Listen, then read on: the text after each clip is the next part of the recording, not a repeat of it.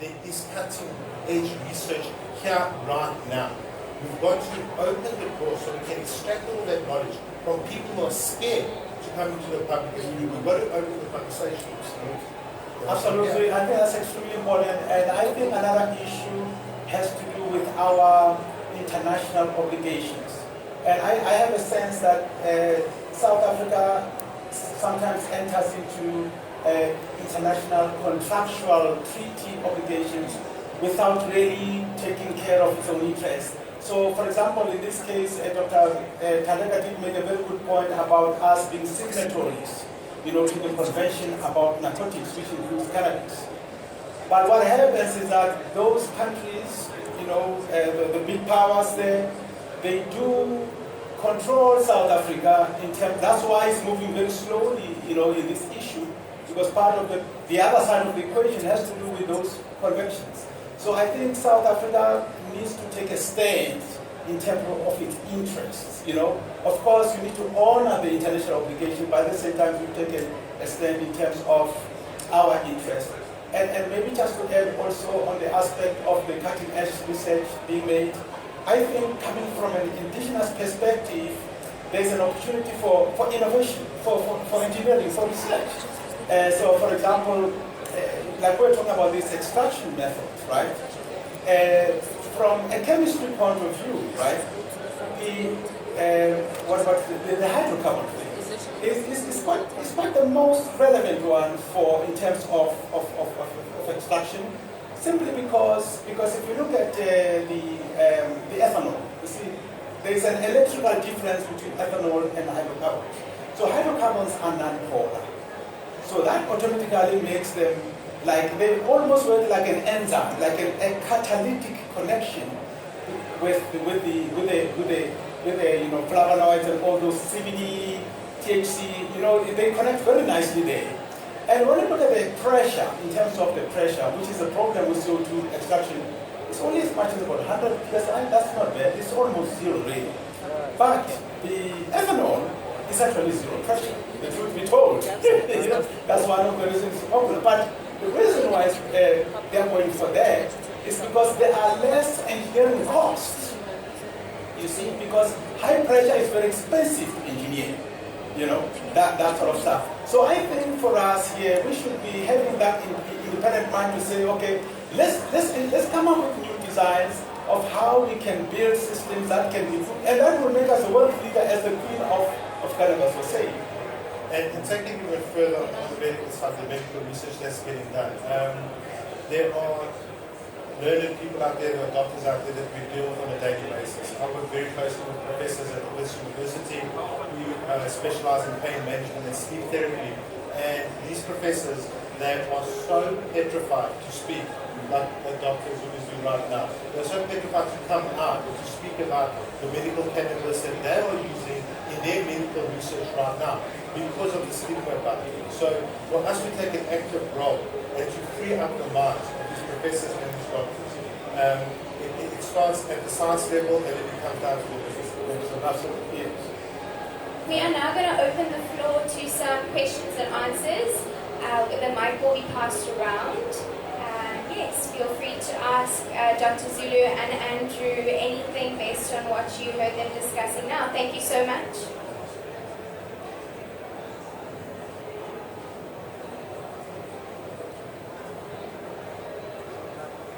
Good morning. Hi. My name is Buai. I'm here representing Hemisphere. Now, we've obviously made quite a bit of progress in South Africa as far as cannabis is. And we still got far to go. What I'm curious about is, have we started figuring out a plan for how we get science to take lead? Because obviously there is a need for science to be done, but we need to have a plan. And as far as I'm aware, it's not easy to get the permission from government to do scientific experiments as far as cannabis is concerned. And it also takes quite a bit of money to research. Because, look, everything that's happened so far is,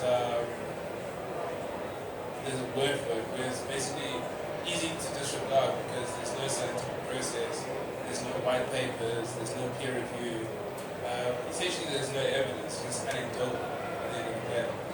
And we need to move from what we've been doing, we need to transition, obviously, from what we've been doing to world class. And I think the best thing we could possibly try and do is figure out some sort of plan. And my question is there and what can we do? There are case studies, and we can look at what California's done. California in 95, they legalized cannabis for medicinal purposes, and they just opened up the floodgates to all the hippies and the stoners to start selling cannabis from the pre-ISO dispensaries in the States. But then if you look at what's happening in California with the Society of Cannabis Clinicians, with the Medical Cannabis Institute, which offers great courses, they've been working, the universities have been tapping into that network and that resource of guys who started out selling everything recreationally, and then they got it legalized through the medical part, and then they started integrating with science, with the University of San Francisco. There are a lot of white papers and there's a lot of research done on the health benefits of cannabis. So we've got to take that as a case study in South Africa, and we've got to say, open up the market, okay? Get these guys who've got experience in growing, okay? Get these guys who are working with medical patients, integrate that with the universities and the scientists, because we have got the data. We have got hundreds and thousands of clients that we are treating with fibromyalgia, we are treating with multiple sclerosis, we are treating with a vast array of ailments. We are relieving them, anyone from Sapra. We're relieving their ailments, we're relieving their pain and all of that. So we've got the data. That data now needs to open up, and we wanted to give the data to the scientists, we wanted to give the data to the professionals, and that is a great stepping stone. Thank you so much for your question. Dr. Zulu, do you have something to add to yes, that? I just want to add. Okay, sure. Yes. I just want to say that, thank you very much, and I think the question has been well answered. I just want to say that I think in terms of the plan, the strategic plan, I think the government needs to come up with a plan in this regard, because they own the infrastructure, they can make things happen. I think that's going to be very critical. And the research institutions, because they are scared right now, as Andrew was saying, because a lot of stigma and stuff like that. But I just want to add a point about anecdotal that it's not correct to say evidence on the efficacy of cannabis is anecdotal. I'm speaking from an indigenous medicine point of view. We have been using cannabis as a medicine plant for more than 1,000 years. So do a research on there. So 1,000 years is not anecdotal evidence. That is well tested. It has been tried and tested over a long period of time. So I think it's very important to take that into account. Thank you. Thank you so much. Our next question, please. Hi, Dr. Zulu. Can you explain the hydrocarbon extraction process? Sorry? The hydrocarbon extraction process. Can you explain that? Okay. So basically, the hydrocarbon extraction machine, which I really like because I think is definitely very great, is that it uses the hydrocarbons as a way of extracting the internals of the trichome. So, but what's interesting about that is that it is very much non-polar.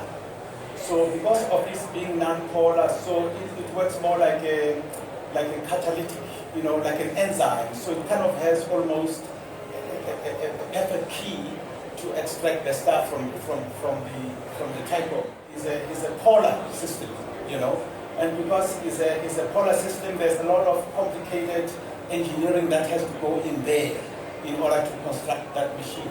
And I think for us, maybe the bit of a downside about the hydrocarbon extraction machine, for example, is that it has to do with the capacity. I think it is estimated that it can give us an output of about something like 1,000 pounds, give and take, that kind of stuff. So once you start increasing the output, then you get into trouble. Because then you need to come up with these very complicated, expensive machines. Now ethanol overcomes that problem, and of course even the CO2 as well. It overcomes that problem, but it overcomes that problem through having to have more expensive pressure machines, that sort of stuff, which also increases the safety issue.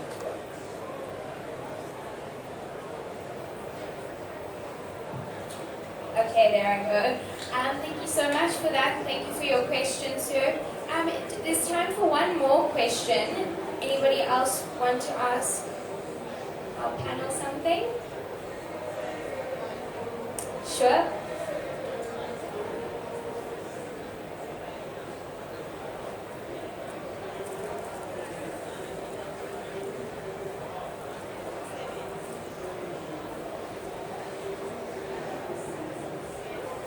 It is on. Oh, there we go.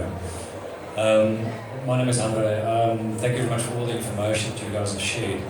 The question comes to me just, it's all fine and well to say that a plant has been used more than 1,000 years and that it is not anecdotal. The challenge is that to be able to use it as a medicine, be it Eastern definition of medicine, be it an African definition of medicine, be it a Western definition of medicine, you still need proper clinical, published, peer-reviewed data. Where can we access that? Because I have been searching for that all along and I can't find anything. There's a lot of you can go to the Medical Cannabis Institute. You can go to the Society of Cannabis Clinicians. They publish a lot of research journals. Fortunately for me, I've got lifetime access to my university's library, so all these journals, you've got Elsevier, Science Direct, you've got many peer-reviewed journals of Science Direct regarding medical cannabis. And I agree with you. The research does need to be done, because what is happening is that there are a lot of people popping up that are claiming a lot of medical claims. There are people, and you see it on WhatsApp groups, you see it on social media, call us, we'll cure your cancer, we'll cure you this, we'll cure that. We need to put the certifications and regulations in place through the medical research and the peer review thing. So when people buy something, it actually works. Yes, and just to add to that, is that, of course, we are on the indigenous side of medicine. So, for example, there's a school that I trained in the Free State, and we have indigenous medical manuscripts that have been written over more than 50 years, more than half a century. That has a lot of data in terms of the use amongst other plants of, for example, the cannabis. So it's one of those few places where they actually document the information. There's actually a lot of manuscripts. I got to find out. I was doing more research in the Free State. But now we are working, for example, we're trying to work with the government to assist us to digitize these manuscripts. So this information can actually come out, it can be properly documented. So that's going to be very important. But another point also is that there's a lot of researches that are taking place in other places, other countries. I remember one, I think she's Dr. Sanchez of one of us university in Spain, that has done a very interesting study on the efficacy of THC oil with respect to a disease like diabetes, for example, right? And also other diseases like cancer. And she has actually proven scientifically that THC does selectively kill the cancer cells. And that makes it interesting because the problem with cancer, or tumor anyways, is more to do with signaling. When the cell is growing, at some point, it needs to respond to a message that says, stop growing. But for some strange reason, the cell ignores that message and keeps on growing. You see? And cannabis has been scientifically found that it can actually make the cell become sensitive to that information and actually respond. It's quite interesting, much more efficacious than the chemotherapy, which is going to kill both the good and the bad cells, that kind of stuff. So there's a lot of a Western scientific method that has been done by a number of other countries.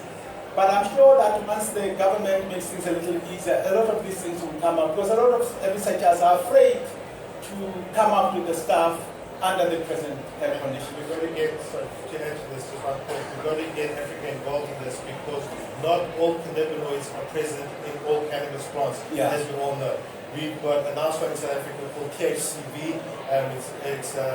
It's known, it's in Africa and India, the THCV cannabinoid, which helps with diabetes and many other things.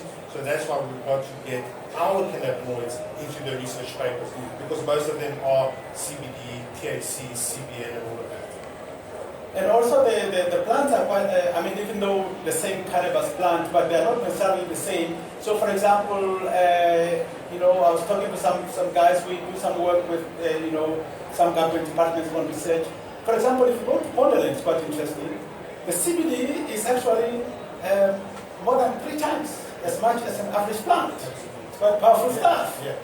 So meaning you don't have to take a lot of that particular plant to achieve the efficacy. Thank you so much. Can we give a round